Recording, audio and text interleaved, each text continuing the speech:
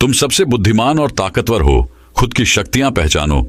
हर एक व्यक्ति के अंदर बहुत सी ताकतवर शक्तियां छुपी है, लेकिन उन शक्तियों का इस्तेमाल कैसे करना है यह बहुत ही कम लोगों को मालूम है। लेकिन आज के इस वीडियो में वह तरीका जिससे आप अपने अंदर की शक्तियों का इस्तेमाल कर सकते हैं, वह तरीका हम आपको बताएंगे। तो चलिए एक रोचक कहानी की शुरुआत करते हैं। सदियों पहले भारत के एक छोटे से गांव में 4 कुख्यात चोर थे, राज, देव, वीरेन और कवि। ये चारों व्यक्ति अपने चालाक तरीकों और किसी को भी मात देने की अपनी क्षमता के लिए कुख्यात थे। एक दिन जब वे अपनी अगली डकैती की योजना बना रहे थे, उन्होंने एक धनी व्यापारी के बारे में बातचीत सुनी, जिसके पास एक दुर्लभ और मूल्यवान रत्न था। उनके हृदयों में लालच जाग उठा और वे जान गए कि उन्हें इसे चुराना ही होगा। रात के अंधेरे में चोर व्यापारी की हवेली में घुस गए। जैसे ही वे रत्न के पास पहुंचे, कमरे में अचानक तेज रोशनी भर गई, जिससे वे अंधे हो गए। जब रोशनी कम हो गई तो उन्होंने देखा कि एक तेजस्वी महिला उनके सामने खड़ी है। वह कोई और नहीं बल्कि ज्ञान और बुद्धि की देवी सरस्वती थीं। आप भौतिक धन की तलाश करते हैं, लेकिन सच्ची समृद्धि आपके भीतर निहित है, उसने शांत स्वर में कहा। मैं तुम्हें अपने तरीके बदलने और आत्म साक्षात्कार की शक्ति खोजने का मौका दूंगा। भ्रमित और चिंतित होकर चोर उसकी बात सुनने को तैयार हो गए।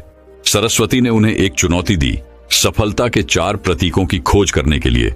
दृढ़ संकल्प का कमल, साहस की तलवार, लचीलेपन की ढाल और आत्म प्रतिबिंब का दर्पण। केवल इन गुणों को अपनाकर ही वे रत्न की वास्तविक क्षमता को उजागर कर सकते हैं।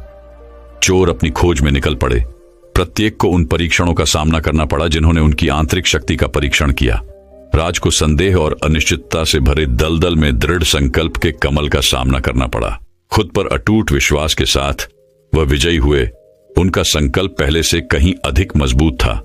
देव को एक खतरनाक पहाड़ की चोटी पर साहस की तलवार का सामना करना पड़ा, जहां भय और असुरक्षा ने उसे भस्म करने की धमकी दी थी।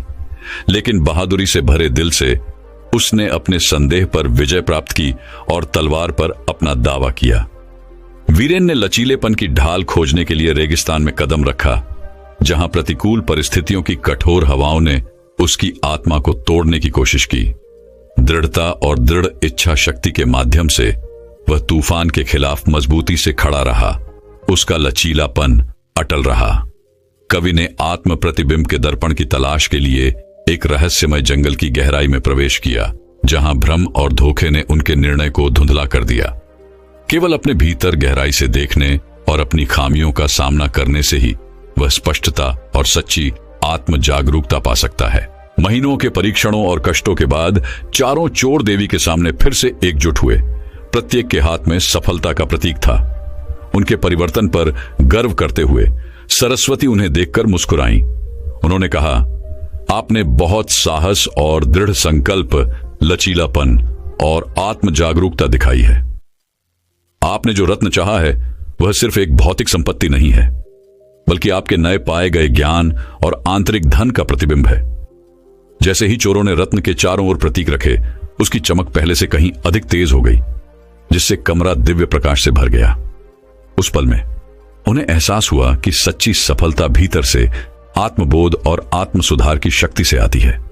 उस दिन से राजदेव, वीरेन और कवि को चोर के रूप में नहीं, बल्कि ज्ञान के साधक और सदाचार के चैंपियन के रूप में जाना जाने लगा। उन्होंने अपना जीवन दूसरों को आत्म प्राप्ति और सफलता के लिए अपना रास्ता खोजने में मदद करने के लिए समर्पित कर दिया। जहां भी वे गए, आंतरिक धन और व्यक्तिगत विकास का संदेश फैलाया। और इस तरह 4 चोरों और महिला की कहानी गांव में एक किंवदंती बन गई, जिसने भी इसे सुनने वाले सभी को अपने भीतर झांकने और अपने दिलों में छिपी असीमित क्षमता को खोलने के लिए प्रेरित किया। कहानी का सार: सच्ची सफलता भौतिक संपत्ति से नहीं, बल्कि दृढ़ संकल्प, साहस, लचीलापन और आत्म प्रतिबिंब के गुणों से मापी जाती है, जो आत्म प्राप्ति और आंतरिक धन की ओर ले जाती है। दोस्तों, वहीं अब अगली रोचक कहानी की शुरुआत कुछ इस प्रकार होती है। भारत की जीवंत भूमि में हरे भरे जंगलों और विशाल पहाड़ों के बीच राजेश नाम का एक कुशल शेर शिकारी रहता था। वह अपनी असाधारण शिकार कौशल के लिए दूर दूर तक प्रसिद्ध था। राजेश अक्सर जंगल में गहराई तक जाते थे और बेजोड़ सटीकता और बहादुरी के साथ क्रूर शेरों का पता लगाते थे। एक निडर शेर शिकारी के रूप में उनकी प्रतिष्ठा जंगल की आग की तरह फैल गई और जब भी कोई नरभक्षी शेर खतरा पैदा करता तो दूर दूर के गांवों के लोग उनकी सहायता मांगते। अपनी सफलता और प्रसिद्धि के बावजूद राजेश के अंदर एक खालीपन का एहसास था। उसे लगा कि उसके जीवन में कुछ कमी है, एक खालीपन जिसे शिकार के रोमांच या ग्रामीणों की प्रशंसा से नहीं भरा जा सकता। एक दिन जब वह अपने अगले शिकार की तलाश में जंगल में घूम रहा था, राजेश की नजर बोधि वृक्ष के नीचे ध्यान कर रहे एक विनम्र साधु पर पड़ी। भिक्षु के शांत आचरण और आंतरिक शांति की आभा से प्रभावित होकर राजेश उनके पास आया और पूछा, ऐसा कैसे है कि आप इतने संतुष्ट और शांत दिखते हैं, जबकि मैं, जिसने दुनिया की नजरों में इतना कुछ हासिल किया है, बेचैन और अधूरा महसूस करता हूं। भिक्षु ने धीरे से मुस्कुराते हुए उत्तर दिया, मेरे प्रिय मित्र, सच्ची संतुष्टि बाहरी उपलब्धियों या सांसारिक प्रशंसाओं से नहीं आती है। यह भीतर से किसी की अपनी आंतरिक शक्ति और क्षमता के एहसास से उत्पन्न होती है। आपने एक शिकारी के रूप में अपनी ताकत साबित की है, लेकिन क्या तुमने कभी अपनी आत्मा की गहराई में उतरा है? साधु की बात सुनकर राजेश हैरान रह गया। उन्होंने अपने साहसिक जीवन की उथल पुथल के बीच आंतरिक शांति और आत्म साक्षात्कार की तलाश की संभावना पर कभी विचार नहीं किया था। उत्सुक और कुछ हद तक सशंकित, राजेश ने साधु के साथ रहने और उससे सीखने का फैसला किया। भिक्षु के मार्गदर्शन में राजेश आत्म खोज और आत्मनिरीक्षण की यात्रा पर निकल पड़े। उन्होंने अपने भय, इच्छाओं और असुरक्षाओं का सामना करने के लिए अपने दिमाग की गहराई में जाकर सचेतनता और ध्यान की कला सीखी। प्रारंभ में प्रतिरोधी और अधीर, राजेश को धीरे धीरे अपने भीतर परिवर्तन का अनुभव होने लगा। जैसे जैसे दिन हफ्तों में और हफ्ते महीनों में बदलते गए, जीवन के प्रति राजेश के दृष्टिकोण में गहरा बदलाव आया। उन्होंने महसूस किया कि सफलता का असली माप शिकार में नहीं, बल्कि आत्मबोध और व्यक्तिगत विकास की यात्रा में है। भिक्षु की शिक्षाओं ने आंतरिक शक्ति, करुणा और विनम्रता की शक्ति के प्रति उनकी आंखें खोल दी। एक दिन एक क्रूर शेर ने पास के एक गांव को आतंकित करना शुरू कर दिया, जिससे निवासियों में दहशत और अराजकता फैल गई। एक शेर शिकारी के रूप में अपने अतीत को याद करते हुए राजेश को अपने पुराने तरीकों और अपनी नई पाई गई बुद्धिमत्ता के बीच फंसा हुआ महसूस हुआ। भिक्षु से मार्गदर्शन मांगते हुए उन्होंने पूछा, मैं एक शिकारी के रूप में अपने अतीत को आंतरिक शांति की अपनी वर्तमान खोज के साथ कैसे समेट सकता हूं? भिक्षु जानबूझकर मुस्कुराया और कहा, सच्ची ताकत प्रभुत्व या विनाश में नहीं, बल्कि करुणा और समझ में है। गांव में एक शिकारी के रूप में नहीं जो जीतना चाहता है, बल्कि एक रक्षक के रूप में जो सेवा करना चाहता है। शेर को दिखाओ कि वह वहां है। दूसरा तरीका, सद्भाव और सह अस्तित्व का एक तरीका। साधु के शब्दों से प्रेरित होकर राजेश ने शेर का सामना करने के लिए हथियार या हिंसा से नहीं, बल्कि सहानुभूति और सम्मान से भरे दिल के साथ काम किया। जैसे ही उसने जानवर का सामना किया, उसने देखा कि कोई खतरा नहीं था जिसे खत्म किया जाना चाहिए, बल्कि एक साथी प्राणी को देखा जिसे समझ और करुणा की जरूरत थी। धैर्य और दृढ़ता के माध्यम से राजेश शेर के साथ विश्वास का बंधन बनाने, उसकी आक्रामकता को शांत करने और उसे गांव से दूर ले जाने में कामयाब रहा। आभारी ग्रामीणों ने उन्हें एक शिकारी के रूप में नहीं, बल्कि एक ऐसे नायक के रूप में सराहा जिसने आत्मबोध और सहानुभूति की शक्ति के माध्यम से अजय को वश में कर लिया था। अंत में राजेश को एहसास हुआ कि सच्ची सफलता बाहरी सत्यापन या विजय से नहीं, बल्कि आत्मखोज और आत्मज्ञान की आंतरिक यात्रा से आती है। उन्होंने अपनी भूमिका एक शेर शिकारी के रूप में नहीं, बल्कि सद्भाव और शांति के संरक्षक के रूप में अपनाई। उस साधु के प्रति सदैव आभारी रहे जिसने उन्हें सच्ची संतुष्टि का मार्ग दिखाया था। कहानी का सार, सच्ची सफलता और संतुष्टि भीतर से आती है, किसी की आंतरिक शक्ति और करुणा की खोज और खेती से। आत्मबोध हमारी पूरी क्षमता को उजागर करने और अराजकता और संघर्ष की दुनिया में सद्भाव खोजने की कुंजी है दोस्तों। वहीं अब अगली रोचक कहानी की शुरुआत कुछ इस प्रकार होती है। भीतर की यात्रा। भारत के एक छोटे से गांव में विक्रम नाम का एक युवक रहता था। विक्रम अपनी बुद्धिमत्ता और महत्वाकांक्षा के लिए जाने जाते थे, लेकिन अपनी क्षमता के बावजूद उन्हें अपने प्रयासों में सफलता पाने के लिए संघर्ष करना पड़ा। वह अक्सर अपनी तुलना गांव के अन्य लोगों से करता था, जो सहजता से महान उपलब्धियां हासिल करते दिखते थे। एक दिन जब विक्रम निराश होकर बरगद के पेड़ की छाया में बैठे थे, तभी एक वृद्ध आर्षी उनके पास आए। आर्षी के चेहरे और आंखों पर एक सौम्य मुस्कान थी, जिसमें सदियों का ज्ञान समाहित था। प्रिय विक्रम, आर्षी ने कहना शुरू किया, मैं तुम्हारे दिल में उथल पुथल देख रहा हूं। तुम सफलता चाहते हो, लेकिन तुम यह महसूस करने में असफल हो जाते हो कि सफलता की कुंजी तुम्हारे भीतर ही छिपी है। विक्रम आर्षी की बात से हैरान हो गए। जब वह बिना किसी परिणाम के इतनी कड़ी मेहनत कर रहा था, तो सफलता की कुंजी उसके भीतर कैसे हो सकती थी? आर्षी ने विक्रम के संदेह को भांप लिया और अपनी बात स्पष्ट करने के लिए एक कहानी साझा करने का निर्णय लिया। एक बार एक युवा बाज था जो मुर्गियों के समूह के बीच बड़ा हुआ था। बाज ने कभी उड़ना नहीं सीखा था और वह खुद को अपने आसपास की मुर्गियों की तरह ही मानता था। एक दिन बाज ने एक शानदार पक्षी को आकाश में ऊंची उड़ान भरते देखा। उसने मुर्गियों से पूछा कि यह किस प्रकार का पक्षी है, और उन्होंने उसे बताया कि यह पक्षियों का राजा बाज है। बाज को आश्चर्य हुआ और उसने मुर्गियों से पूछा कि क्या वह आकाश में बाज की तरह उड़ सकता है? मुर्गियां हंसी और बोली, तुम तो सिर्फ मुर्गी हो, तुम बाज की तरह नहीं उड़ सकते। चील निराश थी, लेकिन उसके भीतर जिज्ञासा की एक चिंगारी जल उठी थी। उसने स्वयं सच्चाई जानने के लिए आकाश में चील की तलाश करने का निर्णय लिया। एक लंबी और कठिन यात्रा के बाद आखिरकार बाज को वह शानदार पक्षी मिल गया जिसे उसने देखा था। उसने बाज से पूछा कि क्या वह उसे उड़ना सिखा सकता है। बुद्धिमान बाज ने उसकी ओर देखा और कहा, तुम मुर्गी नहीं हो, तुम एक बाज हो। अपने भीतर देखो और अपने वास्तविक स्वरूप को पहचानो। युवा बाज भ्रमित था, लेकिन उसे अपनी आत्मा में हलचल महसूस हुई। उसने अपने पंख फैलाए और पहली बार अपने नीचे हवा को महसूस करते हुए आकाश में छलांग लगा दी, और उसे यह देखकर आश्चर्य हुआ कि वह उसकी कल्पना से भी अधिक ऊंचा और दूर तक उड़ गया। जैसे ही आर्षी ने अपनी कहानी खत्म की, विक्रम की आंखें एहसास से चौड़ी हो गईं। वह समझ गया कि युवा बाज की तरह वह अपनी क्षमता से कम जी रहा था। आत्मसंदेह ने उसे पीछे धकेल दिया। उस दिन से विक्रम आत्म साक्षात्कार की यात्रा पर निकल पड़े।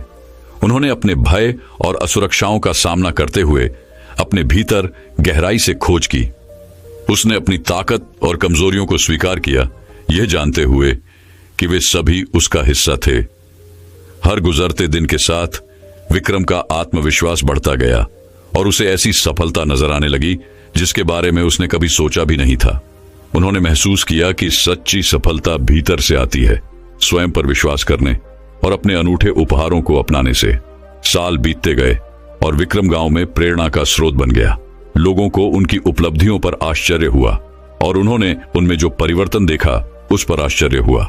लेकिन विक्रम जानते थे कि उनकी सबसे बड़ी सफलता उन्हें मिलने वाली बाहरी प्रशंसा में नहीं, बल्कि आत्म साक्षात्कार की यात्रा में थी जो उन्होंने शुरू की थी। उन्होंने जान लिया था कि सच्ची सफलता धन या प्रसिद्धि से नहीं मापी जाती, बल्कि स्वयं के प्रति सच्चे रहने और अपने सपनों को पूरा करने के साहस से मापी जाती है। और इसीलिए आत्म साक्षात्कार के माध्यम से सफलता पाने वाले युवक विक्रम की कहानी दूर दूर तक फैल गई, जिसने कई लोगों को अपने भीतर झांकने और अपने भीतर छिपी असीमित क्षमता की खोज करने के लिए प्रेरित किया। कहानी का सार, सच्ची सफलता भीतर से आती है। आत्म साक्षात्कार आपकी पूरी क्षमता को उजागर करने और जीवन में महान चीजें हासिल करने की कुंजी है। आप जो हैं उसे स्वीकारें, खुद पर विश्वास करें और अपने सपनों से परे ऊंचाइयों तक पहुंचें दोस्तों। वहीं अब अगली रोचक कहानी की शुरुआत कुछ इस प्रकार होती है। मुंबई की भीड़भाड़ वाली सड़कों पर हॉर्न बजाती कारों और भीड़भाड़ के बीच रवि नाम का एक भिखारी रहता था। रवि एक कमजोर बूढ़ा आदमी था जिसके हाथ खराब थे और आंखें थकी हुई थीं। उन्होंने अपने दिन एक मंदिर के बाहर बैठकर भिक्षा के लिए हाथ फैलाकर अजनबियों की दया से अपना खाली पेट भरने की उम्मीद में बिताए। अपनी कठिन परिस्थितियों के बावजूद रवि ने अपने अंदर एक चिंगारी जगाई, आशा और लचीलेपन की एक चिंगारी जिसने बुझने से इनकार कर दिया। इस स्पेक्ट्रम के दूसरे छोर पर विक्रम नाम का एक धनी व्यापारी रहता था। विक्रम अत्यंत यशस्वी और समृद्धशाली व्यक्ति थे। वह एक भव्य हवेली में रहता था, महंगी कारें चलाता था और डिजाइनर कपड़े पहनता था। हालांकि अपनी सारी संपत्ति और संपत्ति के बावजूद विक्रम एक खालीपन से ग्रस्त था जिसे वह दूर नहीं कर पा रहा था। वह अक्सर खुद को आश्चर्यचकित पाता था कि क्या जीवन में केवल भौतिक धन और सांसारिक सफलता के अलावा और भी कुछ है। एक दुर्भाग्यपूर्ण दिन विक्रम उस मंदिर के पास से गुजरा जहां रवि भिक्षा मांगने बैठा था। जैसे ही वह बूढ़े भिखारी के पास से गुजरा, उसने रवि की आंखों में एक अजीब सी चमक देखी। एक ऐसी चमक जो उसकी बाहरी उपस्थिति से कहीं अधिक ज्ञान और समझ की बात करती प्रतीत होती थी। उत्सुक होकर विक्रम ने बूढ़े व्यक्ति से बातचीत शुरू करने का फैसला किया। क्षमा करें सर, विक्रम ने अस्थायी रूप से कहना शुरू किया। क्या मैं आपसे एक प्रश्न पूछ सकता हूं? रवि ने एक गर्म मुस्कान के साथ विक्रम की ओर देखा। बेशक मेरे बेटे, पूछो, विक्रम ने बोलने से पहले एक पल के लिए झिझकते हुए कहा। मैं आपकी कठिन परिस्थितियों के बावजूद आपकी आंखों में शांति को नोटिस किए बिना नहीं रह सका। विपरीत परिस्थितियों के बीच भी आपको इतना संतोष कैसे मिल जाता है? उत्तर देने से पहले रवि ने धीरे से हंसते हुए कहा, मेरे प्रिय मित्र, सच्ची संपत्ति भौतिक संपत्ति या सांसारिक सफलता में निहित नहीं है। यह स्वयं के भीतर निहित है। आत्म प्राप्ति की शक्ति। मेरे नाम पर बहुत कुछ नहीं हो सकता है, लेकिन मैंने खोजना सीख लिया है जीवन में साधारण चीजों में आनंद और शांति। मुझे एहसास हुआ कि खुशी भीतर से आती है, बाहरी स्रोतों से नहीं। विक्रम ने रवि की बातें ध्यान से सुनी। उसे अपने भीतर एक जागृति का भाव उमड़ता हुआ महसूस हुआ। उन्होंने अपना पूरा जीवन सफलता और धन का पीछा करते हुए बिताया था, लेकिन उन्हें एहसास हुआ कि सच्ची संतुष्टि उनसे हमेशा के लिए दूर हो गई थी। उस दिन से विक्रम नियमित रूप से रवि के पास जाने लगे और उनका मार्गदर्शन और ज्ञान प्राप्त करने लगे। रवि ने अपने जीवन के अनुभवों की कहानियां साझा की और कृतज्ञता, विनम्रता और आत्मबोध की शक्ति के बारे में मूल्यवान शिक्षाएं दी। धीरे धीरे लेकिन निश्चित रूप से विक्रम एक परिवर्तन से गुजरना शुरू कर दिया। दिल और दिमाग का एक परिवर्तन जिसने उसकी आंखें सफलता के वास्तविक अर्थ के लिए खोल दी। महीने बीत गए और एक दिन विक्रम ने जीवन बदलने वाला निर्णय लिया। उन्होंने अपने धन और प्रभाव का उपयोग समुदाय को वापस देने और कम भाग्यशाली लोगों की मदद के लिए धर्मार्थ पहल शुरू करने का फैसला किया। उन्होंने वंचित बच्चों के लिए एक निःशुल्क स्कूल भी खोला और उन्हें अपने लिए बेहतर भविष्य बनाने के लिए आवश्यक उपकरण उपलब्ध कराए। जैसे ही विक्रम ने खुद को परोपकार और सेवा में डुबोया, उन्हें संतुष्टि और उद्देश्य की भावना मिली जिसे पैसे से कभी नहीं खरीदा जा सकता था।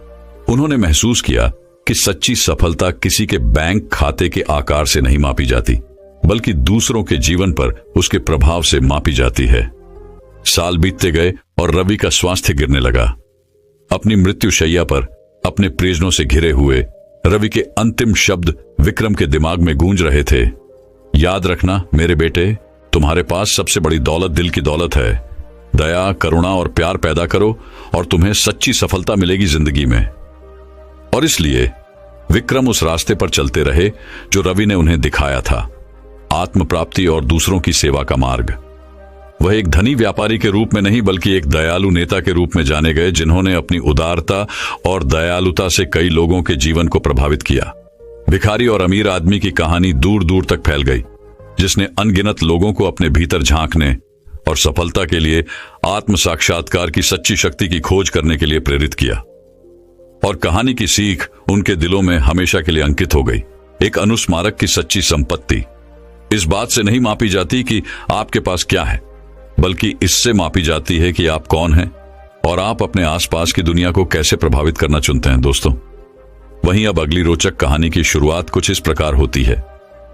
भारत के एक छोटे से गांव में माया, लीला और सीता नाम की 3 युवतियां अपना जीवन अधूरा और खोया हुआ महसूस कर रही थीं। अपने प्रयासों के बावजूद उन्हें अपने अपने प्रयासों में सफलता और खुशी पाने के लिए संघर्ष करना पड़ा। एक दिन गुरुजी नाम के एक बुद्धिमान साधु उनके गांव आए और उन्होंने तीनों महिलाओं की आंखों में निराशा देखी। गुरुजी माया, लीला और सीता के पास पहुंचे और उनसे पूछा कि उनके दिलों को क्या परेशानी है। उनमें से प्रत्येक ने असफलताओं और निराशाओं की अपनी कहानियां साझा की और अपने जीवन में सच्ची सफलता और अर्थ खोजने की इच्छा व्यक्त की। गुरुजी मुस्कुराए और उन्हें आत्म साक्षात्कार और आत्मज्ञान की यात्रा में शामिल होने के लिए आमंत्रित किया। तीनों महिलाएं सहमत हुईं, अपनी क्षमता को अनलॉक करने की कुंजी खोजने के लिए उत्सुक थीं। गुरुजी उन्हें जंगल में ले गए, जहां वे ध्यान और आत्मनिरीक्षण में दिन बिताते थे। सबसे पहले माया, लीला और सीता को अपने मन को शांत करना और अपने भीतर से जुड़ना मुश्किल लगा, लेकिन गुरुजी के मार्गदर्शन और ज्ञान से उन्होंने धीरे धीरे अपने भीतर की शक्ति को उजागर करना शुरू कर दिया। माया, एक प्रतिभाशाली कलाकार, ने अपनी रचनात्मकता पर भरोसा करना और अपनी अनूठी दृष्टि को अपनाना सीखा। उन्होंने कला के आश्चर्यजनक कार्यों को चित्रित किया, जिसने उनकी आत्मा के सार को पकड़ लिया और अपने जुनून और प्रतिभा से दूसरों को प्रेरित किया। एक कुशल संगीतकार, लीला ने अपनी आवाज ढूंढी और मधुर धुनों के माध्यम से अपनी भावनाओं को व्यक्त किया, जिसने सुनने वाले सभी लोगों के दिलों को छू लिया। सीता, एक प्रतिभाशाली विद्वान, ने ज्ञान और ज्ञान के क्षेत्र में गहराई से प्रवेश किया और सीखने के भूखे लोगों के साथ अपनी अंतर्दृष्टि साझा की। जैसे जैसे दिन बीतते गए, माया, लीला और सीता को पता चला कि सफलता केवल बाहरी उपलब्धियों के बारे में नहीं है, बल्कि आंतरिक शांति और संतुष्टि पाने के बारे में है। उन्हें एहसास हुआ कि सच्ची सफलता भीतर से आती है, खुद पर विश्वास करने और अटूट दृढ़ संकल्प के साथ अपने सपनों का पालन करने से। एक रात जब वे अलाव के चारों ओर बैठे थे, गुरुजी ने 3 महिलाओं के साथ एक शक्तिशाली सबक साझा किया। उन्होंने कमल के फूल के बारे में बात की, जो गंदे पानी में खिलता है लेकिन अपने परिवेश से अछूता रहता है। उन्होंने समझाया कि कमल की तरह वे भी अपनी चुनौतियों और प्रतिकूलताओं से ऊपर उठ सकते हैं, अंधेरे के सामने चमक सकते हैं। माया, लीला और सीता ने गुरुजी द्वारा बोले गए हर शब्द को ध्यान से सुना। वे समझ गए कि आत्मबोध ही उनकी पूरी क्षमता को उजागर करने और उनके जीवन के हर पहलू में सफलता प्राप्त करने की कुंजी है। नई स्पष्टता और दृढ़ संकल्प के साथ उन्होंने विकास और ज्ञानोदय की अपनी यात्रा जारी रखने की कसम खाई। महीने बीत गए और तीनों महिलाएं गुरुजी के साथ अपने अनुभव से परिवर्तित और सशक्त होकर अपने गांव लौट आईं। माया की कलात्मकता, लीला का संगीत और सीता की बुद्धिमत्ता ने उन सभी का दिल मोह लिया जिन्होंने उनकी प्रतिभा देखी। वे जहां भी गए प्रेरणा के प्रतीक बन गए, आशा और प्रोत्साहन फैलाया। ग्रामीण माया, लीला और सीता के परिवर्तन से आश्चर्यचकित थे और विश्वास नहीं कर पा रहे थे कि एक बार खोई हुई और निराश महिलाएं आत्मविश्वासी और सफल व्यक्तियों में विकसित हो गई हैं। वे अपने उल्लेखनीय परिवर्तन का रहस्य जानने के लिए उत्सुक होकर उनका मार्गदर्शन और ज्ञान चाहते थे और इस तरह तीनों महिलाएं गांव में प्रतिष्ठित व्यक्ति बन गईं। उनके लचीलेपन, दृढ़ संकल्प और खुद पर अटूट विश्वास के लिए उनकी प्रशंसा की गई। आत्मबोध और सशक्तिकरण की अपनी यात्रा के माध्यम से माया, लीला और सीता ने न केवल सफलता पाई, बल्कि जीवन का असली सार, आत्मविश्वास और आंतरिक शक्ति की खोज भी की। कहानी का सार यह है कि सच्ची सफलता बाहरी उपलब्धियों में नहीं, बल्कि आत्मखोज और सशक्तिकरण की यात्रा में निहित है। जब हम खुद पर विश्वास करते हैं और अपनी आंतरिक क्षमता का दोहन करते हैं, तो हम किसी भी बाधा को पार कर सकते हैं और अपने सपनों से परे महानता हासिल कर सकते हैं। आत्मबोध की शक्ति को अपनाएं और देखें कि आपका जीवन उन तरीकों से बदल जाता है जिनके बारे में आपने कभी सोचा भी नहीं था। दोस्तों, वहीं अब अगली रोचक कहानी की शुरुआत कुछ इस प्रकार होती है। आत्म साक्षात्कार का मार्ग। सफलता की यात्रा। भारत के एक छोटे से गांव में अर्जुन नाम का एक युवक रहता था, जिसके बड़े सपने थे और सफलता की तीव्र इच्छा थी। जीवन में कई असफलताओं और चुनौतियों का सामना करने के बावजूद अर्जुन ने अपने लक्ष्यों और आकांक्षाओं को कभी नहीं छोड़ा। वह खुद कुछ बनाने और दुनिया के सामने अपनी योग्यता साबित करने के लिए कृत संकल्प था। अर्जुन की आत्म प्राप्ति और सफलता की यात्रा तब शुरू हुई जब उसकी मुलाकात एक वृद्ध आर्षि से हुई, जो अपनी बुद्धि और ज्ञान के लिए जाने जाते थे। आर्षि की शांति और सुकून की आभा से प्रभावित होकर अर्जुन उनके पास आए और पूछा, सर, मैं जीवन में सफलता कैसे प्राप्त कर सकता हूं और अपने सपनों को कैसे पूरा कर सकता हूं? ऋषि ने मुस्कुराते हुए उत्तर दिया, सफलता तुम्हारे भीतर निहित है, युवा पुरुष। यह बाहरी उपलब्धियों या भौतिक संपत्ति के बारे में नहीं है, बल्कि खुद को समझने और अपनी वास्तविक क्षमता की खोज करने के बारे में है। सफल होने की शक्ति पहले से ही आपके भीतर है, आपको बस इसकी जरूरत है। एहसास करो। इन शब्दों को अपने मन में गूंजते हुए अर्जुन आत्म साक्षात्कार की खोज में निकल पड़े। उन्होंने एक गांव के मंदिर के शांत वातावरण में अपने लक्ष्यों, इच्छाओं और भय पर चिंतन करते हुए घंटों बिताए।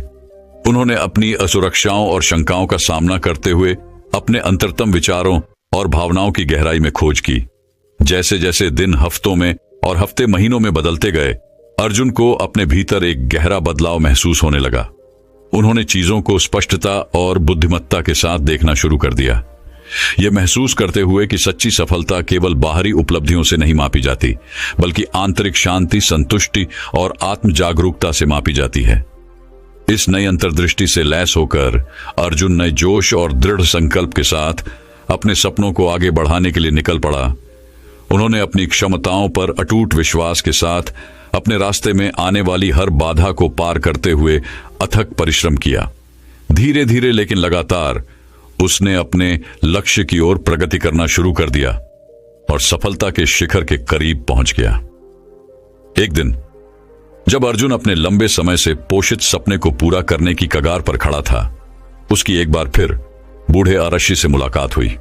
कृतज्ञता से अभिभूत होकर उन्होंने अर्षि के सामने झुककर कहा, आत्म साक्षात्कार के इस मार्ग पर मेरा मार्गदर्शन करने के लिए धन्यवाद। मैं अब समझता हूं कि सफलता केवल मंजिल तक पहुंचने के बारे में नहीं है, बल्कि आत्म खोज और विकास की यात्रा के बारे में है। अर्षि मुस्कुराए और सिर हिलाया, मेरे बेटे, तुमने अपने भीतर आत्म साक्षात्कार की शक्ति को खोल दिया है। याद रखें, सच्ची सफलता कोई मंजिल नहीं है, बल्कि जीवन जीने का एक तरीका है। विनम्र रहो, जमीन से जुड़े रहो और यह मत भूलो कि तुम कौन हो। यही शाश्वत सफलता की कुंजी है। और इसलिए अर्जुन ने अपनी सफलता को विनम्रता और अनुग्रह के साथ स्वीकार किया, यह जानते हुए कि सफल होने की सच्ची शक्ति बाहरी मान्यताओं में नहीं, बल्कि स्वयं पर अटूट विश्वास में निहित है। वह गांव के कई लोगों के लिए प्रेरणा बन गए, आत्म साक्षात्कार की परिवर्तनकारी शक्ति के जीवंत प्रमाण। जैसे ही सूरज क्षितिज पर डूबा, गांव पर सुनहरी चमक बिखेरते हुए अर्जुन गर्व से खड़ा था।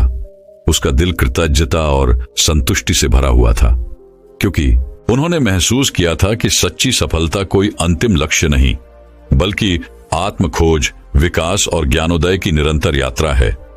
और कहानी का नैतिक यह है, सफलता केवल बाहरी लक्ष्यों को प्राप्त करने के बारे में नहीं है, बल्कि अपनी आंतरिक क्षमता को पहचानने और आत्म खोज की यात्रा को अपनाने के बारे में है। जब आप अपने भीतर आत्मबोध की शक्ति को अनलॉक करते हैं, तो आप जीवन में अनंत संभावनाओं और असीमित सफलता का मार्ग प्रशस्त करते हैं। दोस्तों, मैं उम्मीद करता हूं कि यह कहानी सुनने से आपके जीवन में अच्छे बदलाव आए होंगे। आपको इस वीडियो से क्या सीखने मिला, ये कमेंट करके जरूर बताएं और अपने परिवार, दोस्तों या आपके करीबी इंसान के साथ ये कहानी शेयर करके उन्हें भी इस ज्ञान से परिचित करवाएं। बाकी अगर आपको ये वीडियो दिल से अच्छी लगी हो, तभी इस वीडियो को लाइक कर देना, और आपने अब तक इस चैनल को सब्सक्राइब न किया हो तो चैनल को सब्सक्राइब भी जरूर कर देना। आपका हर दिन शुभ हो और खुशियों से आपका जीवन भरा रहे। धन्यवाद। नमो बुद्धाय।